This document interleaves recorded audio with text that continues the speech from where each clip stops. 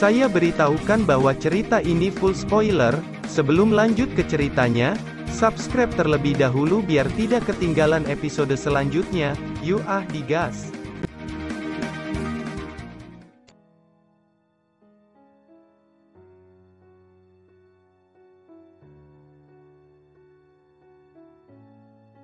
Melanjutkan dari cerita sebelumnya, pada saat ini semua petir yang berada di Lautan Guntur langsung memasuki Thunder Hall dalam kendali Xiaoyan. Itu langsung membombardir Jin Shen dan Wu Henjian. Tindakan yang mengerikan itu disertai dengan cahaya menyilaukan dan membuat semua orang harus menutup mata mereka.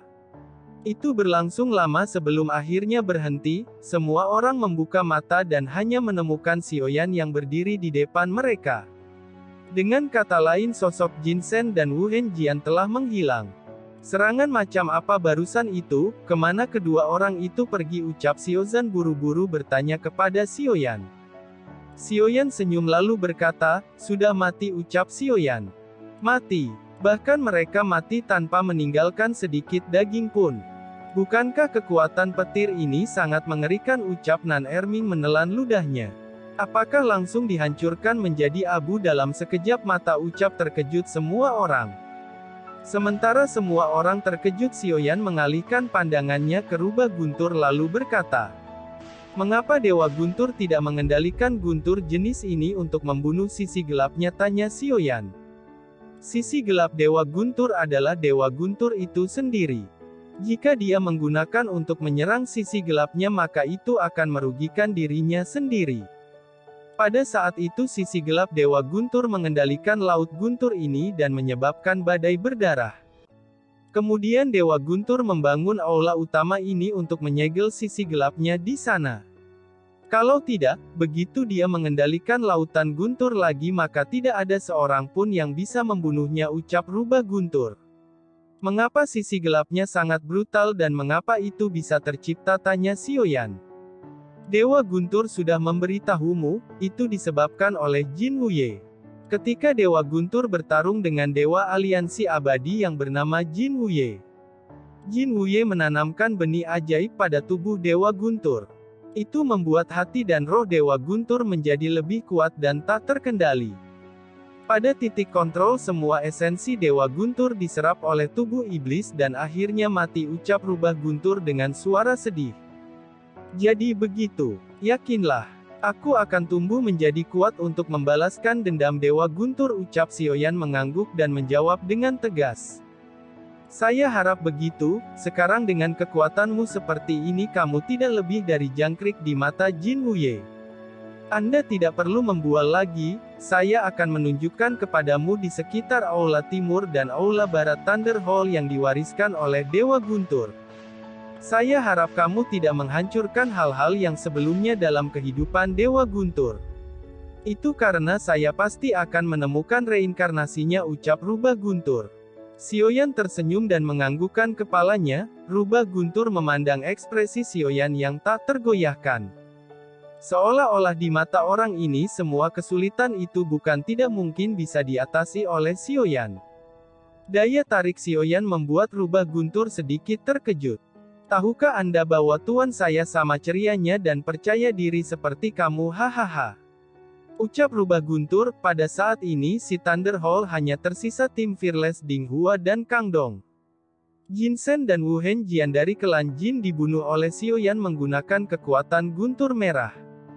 Sedangkan klan Bei tidak menunda kesempatannya untuk bisa melarikan diri dengan izin dari Xiaoyan.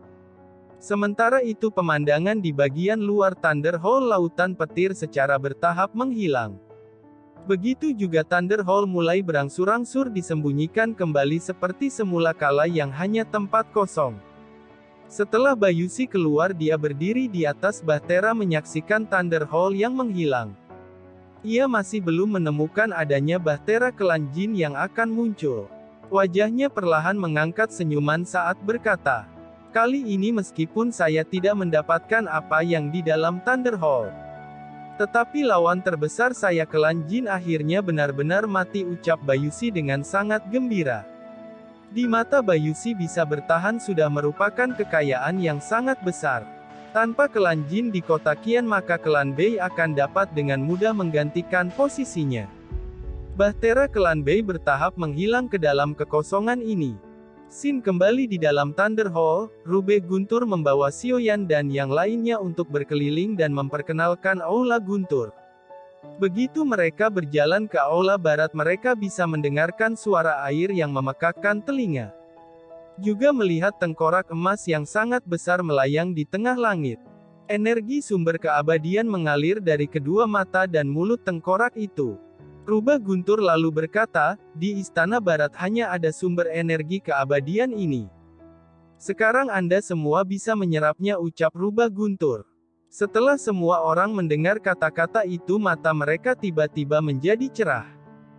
Sungai sumber energi keabadian ini lebih kaya dan lebih murni daripada lautan emas yang disuling oleh Xiaoyan. Kali ini dapat langsung digunakan untuk budidaya. Xiaoyan sudah sangat lama menjadi Daosian bintang 2 dan tidak ada tanda-tanda untuk menerobos.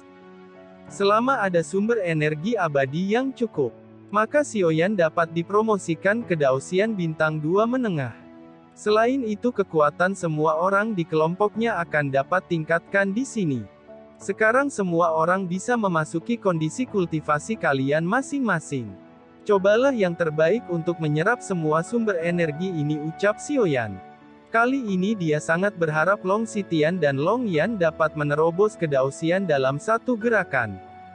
Hahaha, ini adalah surga bagi saya, Xiaoyan. Jika kamu bisa mengambil tempat ini maka semuanya akan meningkat dengan cepat, ucap Xiaozan menyaksikan aliran terus-menerus dari sumber energi dari kerangka emas. Dia menjilat bibirnya dengan sangat gembira, jangan bermimpi lagi dan cepatlah berlatih, ucap Xiaoyan. Pada saat ini semua orang tidak banyak bicara, mereka semua melompat ke sungai sumber abadi dalam satu langkah. Sumber energi terus secara otomatis menembus ke dalam tubuh setiap orang. Xiaoyan tidak segera memasuki kondisi kultivasi dengan kerumunan. Ia memilih merawat orang-orang terlebih dahulu. Raja Naga, sudah waktunya menepati janji Anda untuk membantu Long Xitian memahami jalan 3000 Tao, ucap Xiaoyan kepada Raja Naga yang berada di dalam tubuh Nan Erming. Xiaoyan sudah sangat yakin bahwa Long Xitian akan menembus Daosian dalam waktu singkat. Dan Nan Erming yang masih berkultivasi tiba-tiba berubah menjadi rambut merah. Ia berjalan langsung di depan Long Xitian dan meletakkan telapak tangannya di tempat Long Xitian. Pada saat ini Long Xitian melihat zaman kuno di mana benua Dodi masih di era jayanya. Ada 3000 jalan dan selalu ada jalan yang menjadi penentu seseorang. Evolusi jalan selalu ditampilkan dalam pikiran Long Xitian dengan bentuk fantasi. Sesaat kemudian tiba-tiba bencana Daosian akhirnya mulai terungkap dengan munculnya Guntur. Xiaoyan tersenyum saat melihat Long Xitian yang akhirnya akan dipromosikan menjadi Daosian. Selama Xiaoyan mengambil tindakan ia dapat dengan mudah mengatasi bencana Daosian yang menggelegar ini. Namun Xiaoyan masih mempertahankan dirinya untuk menonton. Jika tidak dalam bahaya maka Xiaoyan tidak akan membantu. Long Xitian membuka matanya dengan keras, tubuhnya bergetar dari sungai sumber energi keabadian. Saat berubah menjadi naga besar, darahnya juga merupakan darah yang sangat kuat di antara Raja Naga Tianlong. Meskipun tubuhnya tidak sebesar Long Yan, tetapi itu lebih halus dengan sisik naga warna biru putih yang tampak berkilau. Setelah Long Xitian yang berubah menjadi tubuh naga ia menyerbu ke awan Guntur. Bencana petir yang menyambar itu dapat dengan mudah diatasi oleh naga besar Long Xitian. Ketika bencana Daosian menghilang maka energi murni mengalir ke tubuh Long Xitian. Tubuh Long Xitian perlahan memancarkan fluktuasi kekuatan Daosian. Setelah menunggu sekian lama akhirnya saya berhasil menembus Daosian. Hahaha, ini hari yang sangat baik, ucap Long Xitian tertawa. Dia tidak tahu berapa lama semenjak dia menjadi Dodi Bintang 9 tanpa terobosan. Sekarang akhirnya dia bisa mewujudkan mimpinya menjadi Daosian. Tentu saja Xiaoyan sangat puasa dia memberikan selamat kepada Long Xitian. Xiaoyan, terima kasih untuk semuanya, ucap Long Xitian sangat memuja Xiaoyan. Dia tahu bahwa tanpa Xiaoyan akan menjadi hal jangka panjang untuk bisa menembus Daoxian ini. Xiaoyan lalu berkata, setelah Anda menembus Daoxian secara alami kekuatan tim Fearless kita akan menjadi lebih kuat. Setidaknya menambahkan satu jaminan lagi di kejuaraan kompetisi atas nama benua, ucap Xiaoyan tersenyum. Pada saat percakapan antara keduanya tiba-tiba pusaran air di sisi Long Yan menjadi lebih besar. Tidak lama kemudian bayangan kepala naga yang sangat besar muncul. Long Yan menyerap gas sumber daya dengan sangat cepat. Pusaran di bawahnya semakin besar dan 2 kali lebih besar dari Long Xitian. Sumber energi keabadian itu dengan gila-gilaan memasuki setiap pori-pori Long Yan. Haha, sepertinya tim Fearless kita akan melahirkan Daoxian yang sangat kuat, ucap Xiaoyan yang melihat penampilan Long Yan yang seperti orang lapar oleh energi. Kecepatan pertumbuhan Long Yan sangat menakjubkan, dengan dia mewarisi darah Raja Naga Hitam maka potensinya akan sangat menakutkan. Kali ini sumber energi keabadian membantu Long Yan untuk meningkat kedua ranah sekaligus. Mulai dari Dodi bintang 9 menengah menjadi 9 puncak, dan dipromosikan ke ranah Daoxian. Kecepatan kultivasi ini membuat Xiaoyan tersenyum pahit. Tentu saja kecepatan latihan Long Yan dapat dikaitkan dengan warisannya dari garis keturunan naga Suzi Wujin.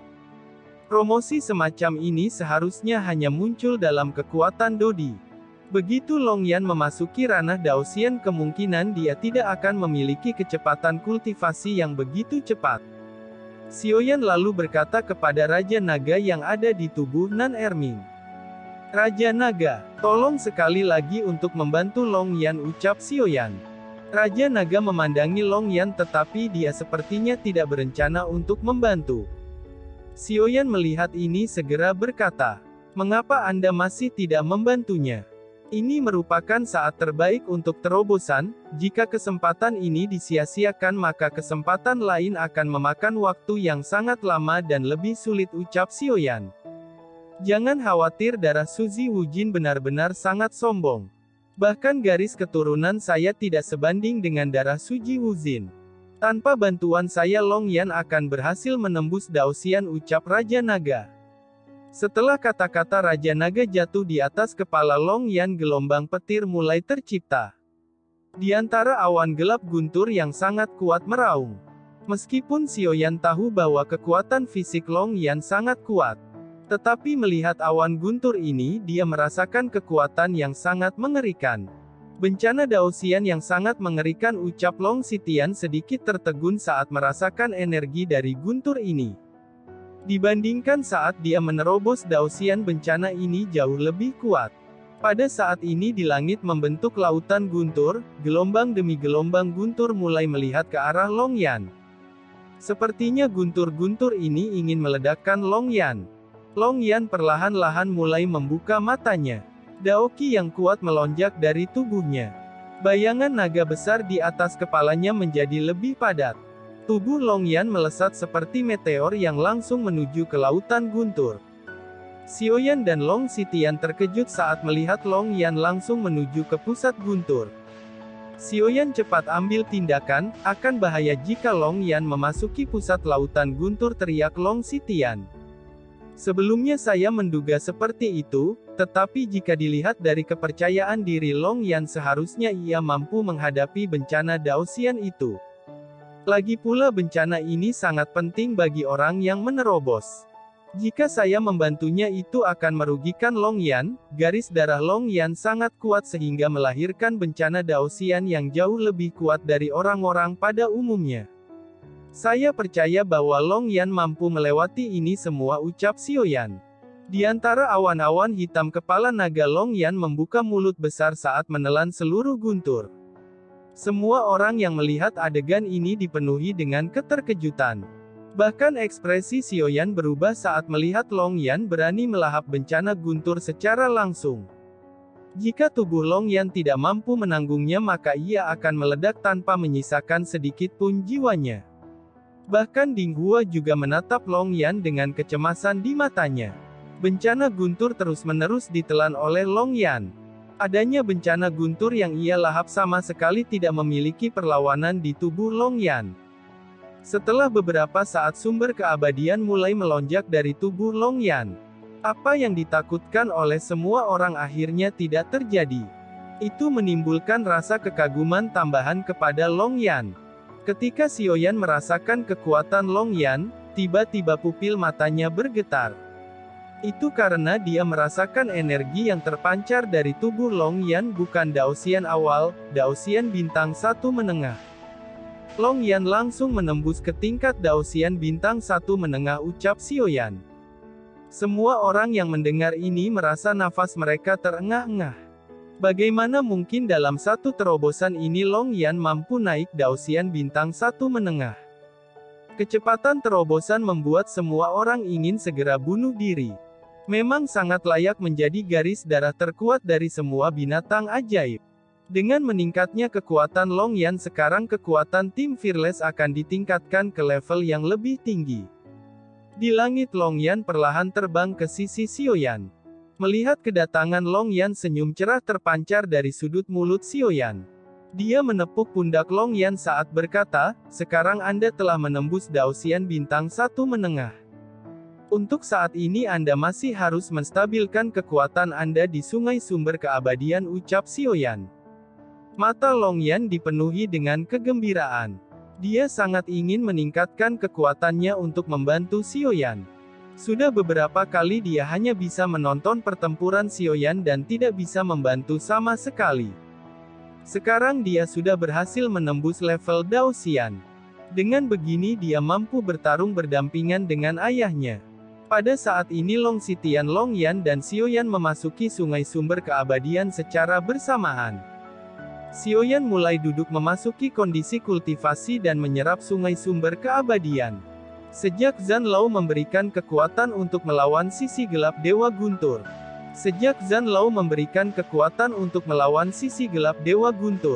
Sekarang Meridian Xiaoyan mampu menyerap sumber keabadian dengan volume yang cukup besar. Kekuatannya juga menunjukkan tanda-tanda menerobos. Xiaoyan sangat senang merasakan kekuatannya yang semakin meningkat. Sekarang Xiaoyan mulai menghisap sungai sumber keabadian dengan secara gila-gilaan. Sumber abadian yang tak terhitung jumlahnya memasuki tubuh Xiaoyan. Dia seperti lubang tanpa dasar yang terus-menerus menyerap sumber keabadian. Terima kasih sudah nemenin Mimin sampai akhir. Tunggu episode selanjutnya. Sampai jumpa.